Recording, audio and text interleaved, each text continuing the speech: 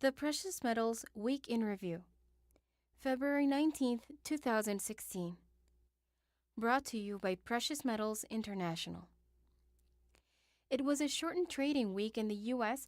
due to the President's Day holiday this week. Ongoing price slides in oil and concerns over the state of banking in both China and Europe continue to appear to be the primary driving forces for market moves. The number of Americans filing initial claims for state unemployment benefits fell by 7,000 claims last week, dropping to a new seasonally adjusted level of 262,000.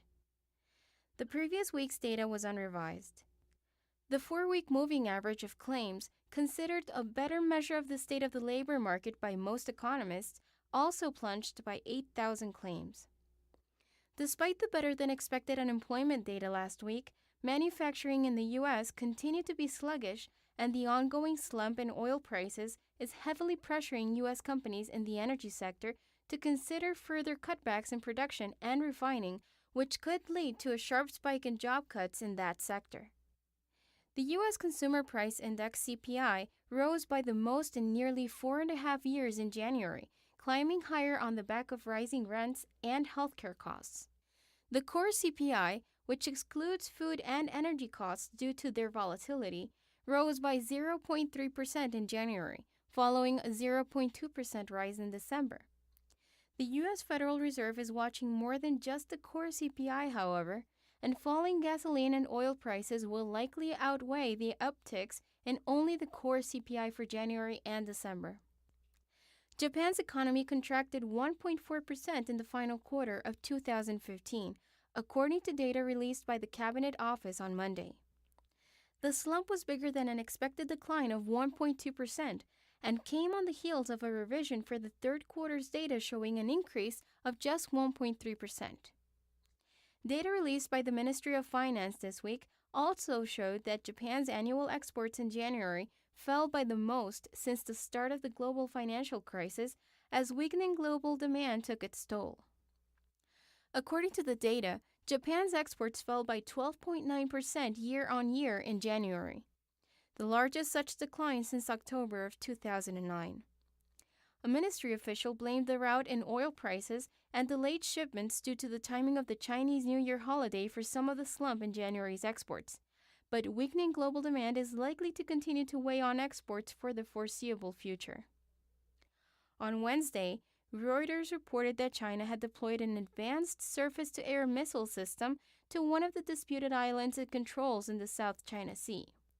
Taiwan Defense Ministry spokesman Major General David Low told Reuters that the missile batteries had been set up on Woody Island, which is part of the Parasols chain. According to Reuters, the island has been under Chinese control for over 40 years, but is also claimed by both Taiwan and Vietnam. Fox News broke the story on the missile batteries, saying that imagery obtained by civilian satellite company ImageSat International shows 2 batteries of 8 surface-to-air missile launchers and an accompanying radar system. China has claimed in the past that it does not intend to militarize any of the islands and reefs it claims in the South China Sea, and this week's move is likely to inflame tempers further. Moody's ratings agency released its quarterly global macro outlook report on Thursday for 2016 and 17, and in the report the agency said that the slowdown in China and the ongoing decline in prices for commodities such as oil were hampering global growth and that central banks are running out of options to combat the problem. Moody's said, where government budgets are hit by lower commodity prices and depreciating currencies fuel inflation, room to mitigate the downside risks is limited. In Europe and Japan, elevated government debt continues to constrain fiscal policy, while the efficacy of multiple rounds of quantitative easing is already being tested. In its statement, Moody's said, GDP will shrink again in Brazil and Russia by 3% and 2.5% respectively. Growth will fall to close to zero in South Africa and will be around 1.5%, the lowest in decades in Saudi Arabia.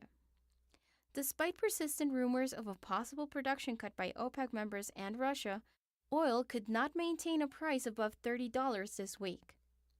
The continued uncertainty over exactly how much crude oil Iran might still bring to the market amid a massive and ongoing global supply glut of oil, continue to keep prices mired at current low levels. The euro spent the entire week trending lower against the US dollar as concerns over the state of the banking system in Europe continued into this week. The euro will close the week lower against the US dollar. The Japanese yen began the week moving sharply lower against the US dollar, but experienced a short surge higher on Tuesday that then saw the yen trend higher against the US dollar for the rest of the week. The yen will close the week higher against the US dollar. The European Central Bank (ECB) said in the minutes from its latest policy meeting, which were published on Thursday, that inflation had continued to be weaker than expected, mainly owing to the renewed sharp fall in oil prices, but also to persistently subdued underlying price pressures. Weaker than anticipated growth in wages, in conjunction with declining inflation expectations, could also signal increased risks of second-round effects. The ECB meets again on March 10th, and the meeting minutes released on Thursday may indicate that the group is considering additional monetary easing and perhaps a move deeper into negative territory for interest rates. Another cut in interest rates that are already in negative territory would follow on with the recent moves by both Japan, who shocked economists by moving rates negative several weeks ago, and Sweden, who cut their interest rates deeper into negative territory last week.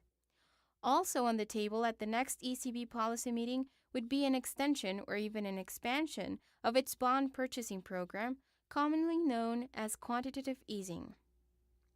According to the Financial Times (FT) this week, in China, a series of loan frauds has ripped holes in the balance sheets of a range of lenders, from the large Agricultural Bank of China through the phalanx of small commercial lenders.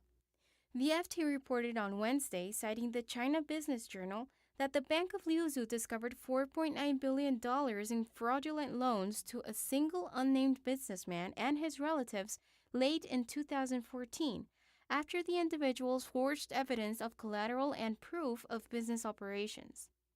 The total value of the bad loans would be more than 40% of the bank's total assets at the end of 2014, and the impact may mean that Beijing has to step in to protect the bank. The bank has yet to post results for 2015 and apparently refused to comment to the FT on the matter when contacted. The Bank of Liuzhu was just the largest example cited in the article. Several other smaller banks suffered similarly fraudulent loans of smaller proportions. Kyle Bass, founder of Heyman Capital, commented on this very phenomenon in a letter to investors which we reported about in our memo last week. Mr. Bass commented that banking system losses, which could exceed 400% of the U.S. banking losses incurred during the subprime crisis, are starting to accelerate. China's system is even more precarious when we realize that, even at the biggest banks, loans are not made to borrowers based on their ability to repay. Instead, loan decisions are political decisions made by the state. A collapse of the Chinese banking system would cause widespread panic in global markets. In the U.S., speculation is once again running rampant on whether the Federal Reserve will decide to conduct another increase in interest rates, despite growing evidence that the state of the global economy is forcing their counterparts elsewhere across the globe to move in the exact opposite direction. In the face of ongoing uncertainty over the true state of the global economy, it remains important to monitor news events on a global basis, particularly as Asian markets open for trading on what will still be Sunday night in New York. An increase in geopolitical and macroeconomic uncertainty over the weekend could continue to trigger massive volatility spikes in global stock markets. Wise investors continue to diversify their investment portfolios to protect themselves from overexposure to stocks, continuing to stick to their plans to acquire additional physical precious metals for their portfolio when they find buying opportunities to do so.